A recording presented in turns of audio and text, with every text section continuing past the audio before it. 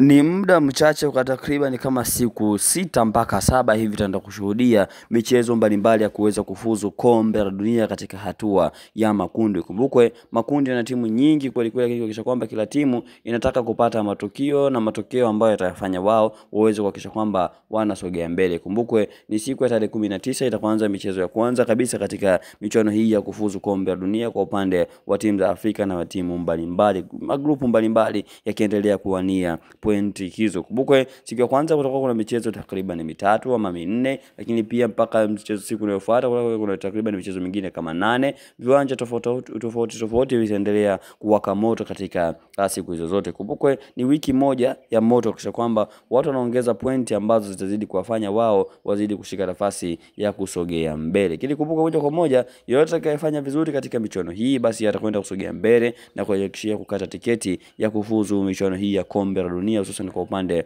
wa ngazi za virabu, upande wa ngazi za taifa. Kumbukwe hii ni raundi ya 5 katika michezo yote ambao kila timu inakwenda kucheza, kwamba wanakusanya alama zingine ambazo walishazipata katika michezo iliyoweza kupata sasa iliyoweza kupita, na hii pia inaweza kufuata moja kwa moja